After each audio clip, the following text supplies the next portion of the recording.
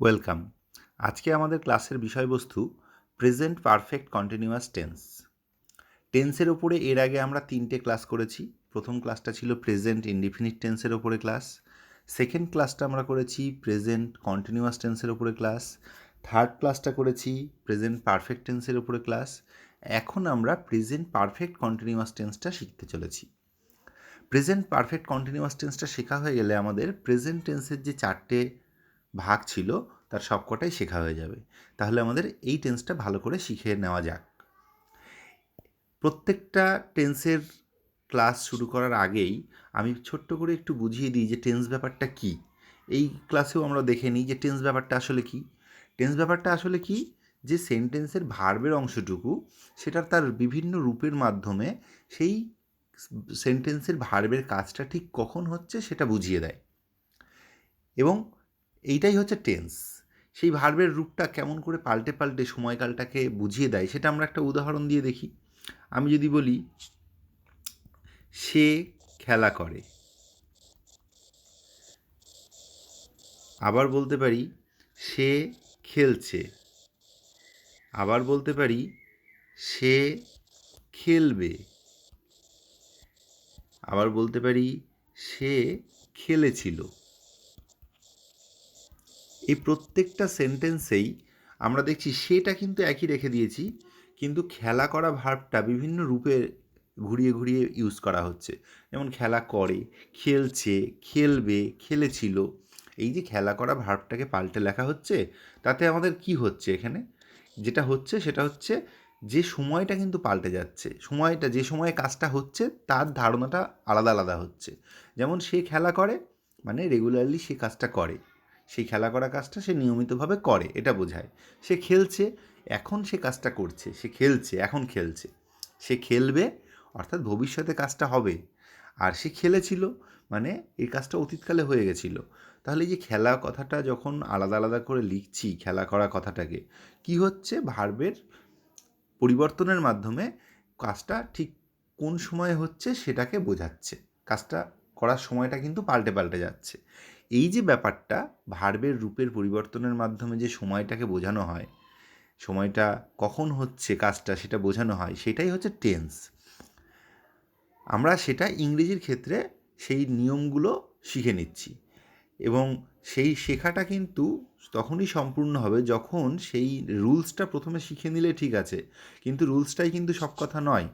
সেই রুলসটা শিখে নিয়ে সেটা যখন বারে বারে নিজের বাক্যে ব্যবহার করে করে সেটাকে আত্মস্থ করে নেবে, নিজের ভেতরে চলে আসবে ব্যাপারটা, যে এইটা বললে এই সময়টা বোঝায়, তবেই কিন্তু তোমার সেই টেন্স শেখাটা, তোমাদের সেই টেন্স শেখাটা সম্পূর্ণ হবে। যাই হোক, এখন আজকে আমাদের ক্লাসের বিষয়বস্তু হচ্ছে present perfect continuous tense.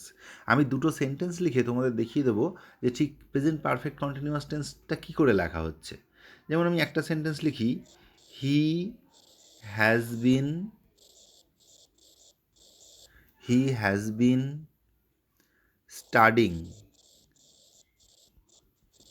He has been studying since morning. এটা একটা সেন্টেন্স লিখলাম। আর একটা লিখলাম, they have been, they have been playing for 2 hours। এই দুটো সেন্টেন্স খেয়াল করো। এই দুটো সেন্টেন্সে খেয়াল করলে আমরা কোন অংশটুকুনিকে দেখব, টেন্স কোনটা সেটা বোঝার জন্য আমরা কোনটুকুনিকে দেখি, আমরা ভার্বের অংশটুকুনিকে দেখি। প্রথম সেন্টেন্সে ভার্বের অংশটুকু হলো হ্যাজ বিন স্টাডিং, এবং সেকেন্ড সেন্টেন্সে ভার্বের অংশটুকুনি হলো হ্যাভ বিন প্লেয়িং। তাহলে নিয়মটা কি? নিয়মটা হচ্ছে এইরকম, যে হিটা হচ্ছে সাবজেক্ট। সাবজেক্ট আমরা জানি কারা হতে পারে, যে কোনো নাউন বা প্রোনাউন কোনো সেন্টেন্সের সাবজেক্ট হতে পারে। সাবজেক্ট কাকে বলা হয়? সেন্টেন্সের যে ভার্বের কাজটা সেটা যে করছে সে হচ্ছে সাবজেক্ট, অথবা সেই কাজটা ফলটা যার উপরে পড়ছে সে সাবজেক্ট। এখানে দেখো হ্যাজ বিন স্টাডিং, পড়াশোনা করছে, পড়াশোনা করছে কাজটা কে করছে? হি, তাহলে এটা সাবজেক্ট। যে কোনো নাউন বা প্রোনাউন সেই কিন্তু সাবজেক্ট হতে পারে। সাবজেক্ট বসানোর পর আমাদেরকে দেখতে হবে যে আমাদেরকে কি বসাতে হবে? হ্যাভ বিন বা হ্যাজ বিন বসাতে হবে। হ্যাজ বিন কখন বসাবে? যদি সাবজেক্টটা সিঙ্গুলার নাম্বার হয় তাহলে হ্যাজ বিন হবে, আর সাবজেক্টটা যদি প্লুরাল নাম্বার হয় তাহলে হ্যাভ বিন হবে। সিঙ্গুলার প্লুরাল নিশ্চয়ই তোমরা এতদিনে শিখে গেছো। সিঙ্গুলার হচ্ছে যদি কোনো সাবজেক্ট একজন বা একটা জিনিস বোঝায় সেটা সিঙ্গুলার, আর যদি সেটা একের বেশি বোঝায় তখন সেটা প্লুরাল। খালি এক্ষেত্রে এই নিয়মের ক্ষেত্রে একটা ব্যতিক্রম আছে, একটা দুটো। যেমন ইউ, ইউ যদি তুমিও হয়, অর্থাৎ তুমি হলো তো একজন, তবুও কিন্তু ইউ এর পরে হ্যাভ বসে। আর আই, আই একজন, যদিও একজন তবুও কিন্তু তারপরে হ্যাভ বসে। ঠিক আছে? তাহলে হি হ্যাজ বিন স্টাডিং, তাহলে কি বসাবো? সাবজেক্ট বসানোর পরে হ্যাজ বিন বসবে, হ্যাজ বিন বা হ্যাভ বিন বসবে, বসানোর পরে ভার্বের সাথে, মূল ভার্বের সাথে আইএনজি যুক্ত হবে, মূল ভার্বের ফার্স্ট ফর্মের সাথে আইএনজি যুক্ত হবে। তাহলে হি has been studying since morning. তাহলে আমরা মানেটা বাংলায় কীরকম বুঝবো? যে সে পড়াশোনা করছে সকাল থেকে। আর পরের সেন্টেন্সটা আমরা দেখে নিই। দে হ্যাভ বিন প্লেয়িং, দে বসলো, দেটা সাবজেক্ট, তারপরে কি বসলো? দে যেহেতু একের বেশি, অনেকে, তারা, তাহলে কি বসবে? Have been. হ্যাভ বিন বসার পরে প্লে ভার্ব, খেলা করছে, সেটাই মূল ভার্ব, প্লের সাথে আইএনজি যুক্ত হলো, playing. They have been playing for 2 hours. এইটা তারা 2 ঘন্টা ধরে খেলা করছে, এটার মানে তাই বোঝায়। এইটা হচ্ছে প্রেজেন্ট পারফেক্ট কন্টিনিউয়াস টেন্স। এইবার এক্ষেত্রে আমার একটা জিনিস একটু বলে দেওয়ার আছে, যে এই প্রেজেন্ট পারফেক্ট কন্টিনিউয়াস টেন্স আর প্রেজেন্ট কন্টিনিউয়াস টেন্সকে আমরা যখন বাংলায় মানে বলি তখন কিন্তু দুটোকেই শুনতে একই রকম লাগে। আমি যদি একটা প্রেজেন্ট কন্টিনিউয়াস লিখে তোমাদের দেখাচ্ছি এখানে, আমি যদি বলতাম যে he is studying, he is স্টাডিংকে বাংলায় বললে কি বলতাম আমরা? যে সে পড়াশোনা করছে। আর হি হ্যাজ বিন স্টাডিংকে কি বলছি? যেটা প্রেজেন্ট পারফেক্ট টেন্স, তাকে কি বলছি? তাকেও কিন্তু বলছি যে সে পড়াশোনা করছে। তাহলে পার্থক্য কোথায় হলো? হি হ্যাজ বিন স্টাডিং, সে পড়াশোনা করছে, হি ইজ স্টাডিং, পড়াশোনা করছে। তাহলে পার্থক্য কোথায় হলো? বাংলায় অর্থ বলতে গেলে পার্থক্য খুব একটা কিছু নেই, কিন্তু আবার পার্থক্য আছে। পার্থক্যটা কোথায়? প্রেজেন্ট পারফেক্ট কন্টিনিউয়াস টেন্স যখন ইউজ হয় তার সাথে একটা সময়কাল উল্লেখ থাকে। সময়কাল উল্লেখ থাকে, অর্থাৎ একটা নির্দিষ্ট সময়ে কাজটা শুরু হয়ে এখনও অবধি চলছে। সেই জন্যই কিন্তু এটা প্রেজেন্ট পারফেক্ট কন্টিনিউয়াস টেন্স বলা হয়। পারফেক্টলি বুঝিয়ে দিচ্ছে কোন সময়ে কাজটা শুরু হয়েছে, সেই থেকে এখনও অবধি চলছে। এখানে যেমন দেখো, হি হ্যাজ বিন স্টাডিং, সে পড়াশোনা করছে, একটা সময়ের উল্লেখ আছে, সিন্স মর্নিং, সকাল থেকে, সকালে কাজটা শুরু হয়ে এখনও অবধি চলছে, সেই জন্য এটা সিন্স মর্নিং। এই জন্য হ্যাজ বিন স্টাডিং, এটাকে ওই জন্য আমরা ইজ স্টাডিং দিইনি, এই কারণেই যে এটা সকালে শুরু হয়েছে বলে দেওয়া হচ্ছে এবং এখনও অবধি চলছে, একটা সময়ের উল্লেখ আছে, সেই জন্য এটা হ্যাজ বিন স্টাডিং, যে সে পড়াশোনা করছে সকাল থেকে।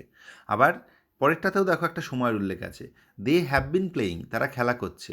আমি যদি বলতাম যে দে আর প্লেয়িং, তাহলে কিন্তু তারও মানেটা যেটা বাংলায় হতো একই রকম মানে হতো।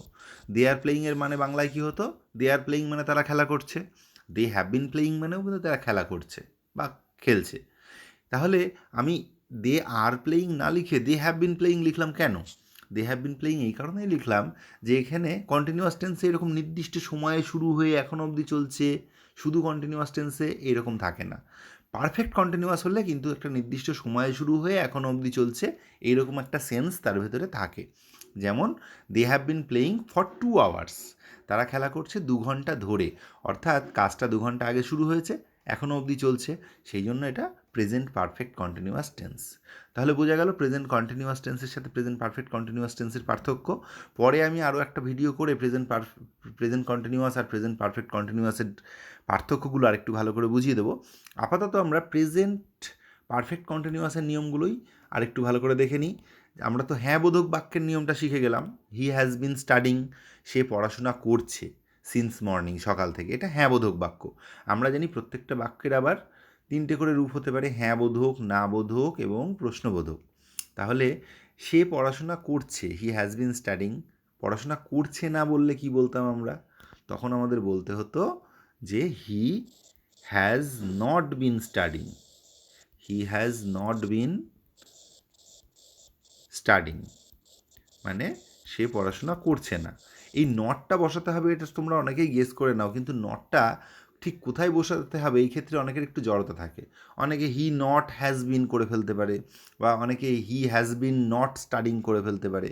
হ্যাঁ, এটা সব থেকে ভালো হয় হি হ্যাজ বিন, হ্যাজ আর বিনের মাঝখানে নটটা দিলে ভালো হয়। তবে কেউ হি হ্যাজ বিন নট স্টাডিংও করে, তারটা পুরো কেটে দেওয়া যাবে না।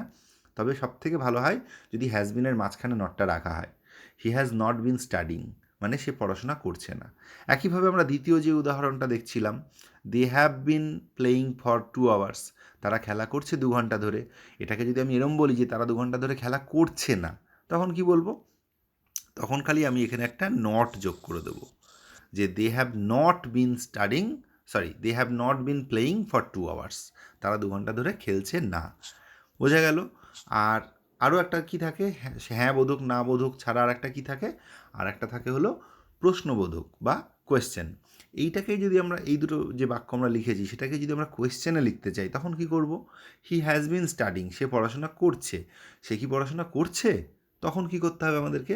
তখন খালি এই অক্সিলারি ভার্ব যেটা হ্যাজ আছে, হ্যাজটাকে আগে দিয়ে দিতে হবে। Has he been studying for 2 hours দিয়ে শেষে আমাদের অবশ্যই একটা প্রশ্নবোধক চিহ্ন দিতে হবে, যে সে কি পড়াশোনা করছে 2 ঘন্টা ধরে। একইভাবে এই they have been playing for 2 hours, এটাকেও যদি আমরা প্রশ্নবোধক করতে চাই, খালি হ্যাভটা আগে দিয়ে দিতে হবে, have they been playing for 2 hours, এবং শেষে একটা প্রশ্নবোধক চিহ্ন দিতে হবে। এই হচ্ছে প্রেজেন্ট পারফেক্ট টেন্সের, প্রেজেন্ট পারফেক্ট কন্টিনিউয়াস টেন্সের নিয়ম, রুলস। এবং এই রুলসটা শিখে নেওয়ার পর তোমাদেরকে বিভিন্ন ভার্ব এবং বিভিন্ন সাবজেক্টকে মিলিয়ে মিশিয়ে এটাকে ক্রমাগত প্র্যাকটিস করে যেতে হবে, এবং প্রেজেন্ট পারফেক্ট টেন্সটাকে লিখে যেতে হবে, লিখতে হবে, বলতে হবে, এবং সেটাকে মনে মনে ঠিকভাবে ভাবতে হবে যে আসলে এইটা কোন সময়কালটা বোঝাচ্ছে। হ্যাঁ, এটাকে যখনই আমি বলবো যে হি হ্যাজ বিন প্লেয়িং, সে খেলছে, they have been they have been dancing, তারা নাচছে, এইরকম বলতে হবে, এবং ভেতরে সেই সময়কালটা কোনটা হচ্ছে সেটা কিন্তু মনের ভেতরে রাখতে হবে। এইভাবে ক্রমাগত প্র্যাকটিস করতে করতে কিছুদিন পরে দেখবে যে তখন আর তোমাকে বাংলায় ভাবতে হচ্ছে না যে হি হ্যাজ বিন স্টাডিং মানে কি। তখন কিন্তু মনের ভেতরে তোমার বাংলায় যেরকম প্রথমবার শুনলেই বুঝতে পারো যে এটার সময়টা এইটা বোঝাচ্ছে, ঠিক সেইভাবে ইংরেজিটাও সেটা ভেতরে চলে আসবে। Best of luck for that.